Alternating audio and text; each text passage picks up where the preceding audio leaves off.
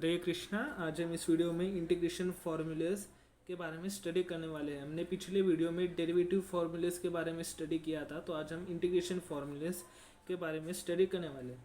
मैं सब फार्मूलेस नहीं दूंगा, सिर्फ स्पेसिफिक फार्मूलेस दूंगा जो कि मैं मैथ्स के सम सॉल्व करने में ज़्यादा यूज़ होते हैं।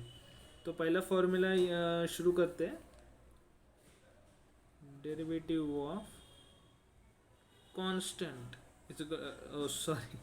integration of constant integration of constant dx, integration of k dx। तो फॉर्मूले के कांस्टेंट इनटू वेरिएबल। वेरिएबल कौन होता है? जो d से अटैच होता है उसे वेरिएबल बोलते हैं। इधर क्या आएगा आंसर? kx, ये आंसर आएगा। अगर आपसे पूछा गया होगा इंटीग्रेशन ऑफ 9 dy, तो क्या लेंगे? 9 तो कांस्टेंट है, तो पहले कांस्टेंट लिखने का, और फिर इनटू वेरिएबल। वेरिएबल कौन होता है? जो डी से अटैच होता है। 9 into y is equal to 9y। Hope आपको समझ में आया होगा। दूसरा फॉर्मूला लेंगे हम, इंटीग्रेशन ऑफ 1/x dx। इसका फॉर्मूला आता है log x। यहाँ से पूछा रहेगा इंटीग्रेशन ऑफ 1/2x dx, तो लिखने का log x क्या है? 2x, तो log ऑफ 2x। डिनोमिनेटर में पूरा टर्म log के अंदर डाल देने का।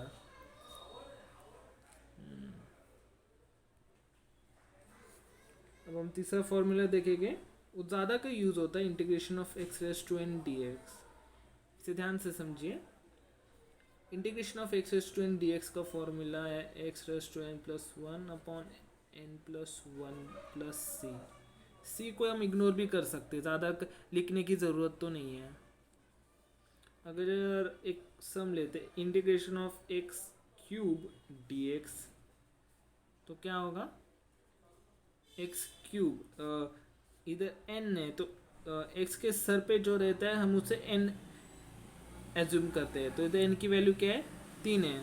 तो x raise to 3 plus 1 n plus 1, n is equal to 3, so x is raise to 3 plus 1 upon n plus 1 है। 3 प्लस 1 प्लस c लिखा इग्नोर भी कर सकते, is equal to x raise to 4 upon 4।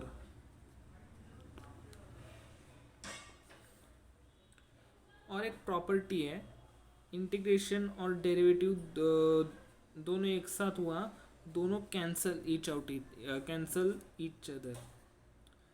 सो अगर आपको पूछे integration of derivative of 2x dx, ये integration और dx दोनों एक ही है, दोनों एक पार्ट है, तो फिर इंटीग्रेशन डेरिवेटिव दोनों कैंसिल होगा, आंसर 2x आएगा।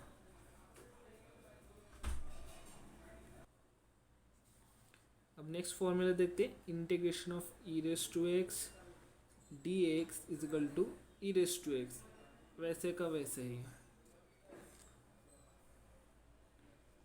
अगर आपको पूछा गया integration of e raise to 3x d x, तो ई रेस टू 3x वैसे का वैसे upon derivative of e raise to, e का पावर जो है उसका डेरिवेटिव नीचे रहेगा, डेरिवेटिव ऑफ 3x, तो क्या रहेगा? E raise to 3x by 3। Derivative of x तो 1 आता है, और 3 तो 3 इंटू 1 है, 3 आएगा। फिफ्थ है integration of a raise to x d x. इसका फॉर्मूला है ए रेस टू एक्स, ऐसे इट इज लिख देने का, अपॉन लॉग ए को लॉग मार देने का, उसका पावर को एज्यूम नहीं करने का। एक्स से ना ए रेस टू एक्स ऊपर लिखना, तो यहाँ पे फिर से एक्स नहीं लिखने का। अब हम e raise to a x sine a x के बारे, साइन बी एक्स के बारे में जानने वाली, जो कि हम इंटीग्रेशन फोरियर ट्रांसफॉर्म में यूज़ करने वाले। Integration of e raise to x sine b x d x, तो इसका आंसर क्या रहेगा? पहले e raise to a x upon a square plus b square bracket में ए लिख देने का और यहाँ पे बी लिख देने का। यहाँ पे छोटा भी लिख सकते ए और बी। पहले साइन, यहाँ पे पहले क्या पूछा, integration of e raise to x sine b x, तो पहले साइन को लिख देने का, साइन बी एक्स। फिर साइन का बाद हम दूसरा कौन सा टर्म ट्रिग्नोमेट्री में यूज़ करते हैं, कॉस, साइन और कॉस भाई भाई, cos b x bracket complete. Sine है तो जहाँ पे भी साइन होता तो मैक्सिमम टाइम फॉर्मूला में साइन के बाद माइनस साइन ही यूज़ करते हैं। तो ये आंसर, ये फॉर्मूला है।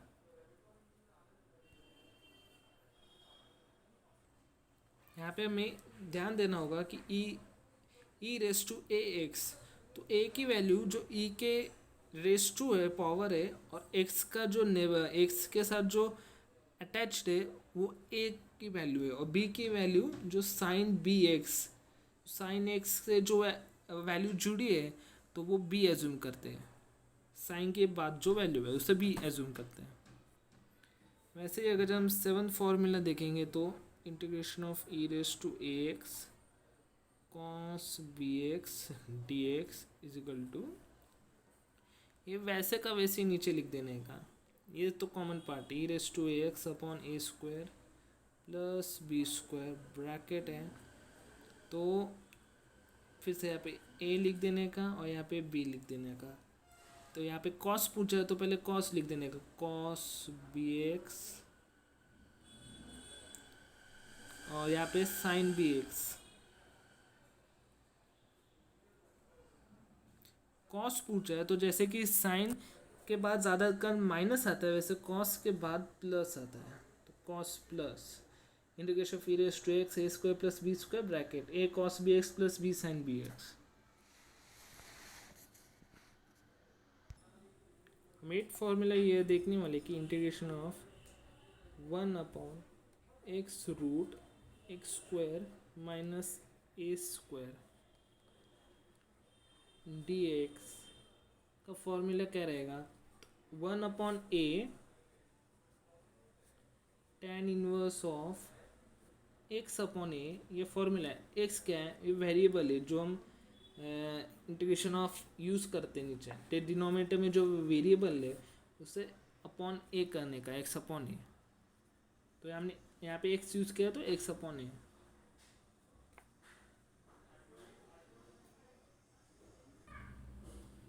अब हम यहाँ पे देखेंगे दो इंटीग्रेशन ऑफ साइन एक्स और इंटीग्रेशन ऑफ कॉस एक्स के बारे में। 9th फॉर्मूला है integration of sine x d x, उसका क्या रहता है माइनस कॉस एक्स, ये आंसर है। 10th है integration of cos x d x equal to, अब यहाँ पे sine is equal to minus cos है तो यहाँ पे cos is equal to sine उल्टा आएगा, प्लस यहाँ पे पॉजिटिव साइन आएगा साइन एक्स। अगर जब हम जाके एक सम सॉल्व करेंगे integration of sign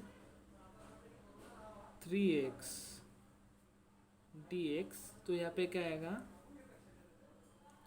integration of sign क्या है cos 3x, तो यहाँ पे पूरा पहले पूरा टर्म लिख देने का cos 3x अपॉन इंटीग्रेशन है तो पहले डेरिवेटिव के समय कैसे इंटू, अगर यहाँ पे डेरिवेटिव होता तो मल्टीप्लाई बाय डेरिवेटिव ऑफ छोटा टर्म, यहाँ पे 3x छोटा टर्म है ना तो multiply by derivative of 3x करते हैं, पर यहाँ पे इंटीग्रेशन तो मल्टी अपॉन ना आएगा, divide upon derivative of 3x, यहाँ पे माइनस आएगा, इंटीग्रेशन साइन माइनस कॉस रहता है ना, तो पूरा आंसर क्या रहेगा minus cos 3x upon derivative of 3x upon 3 आएगा।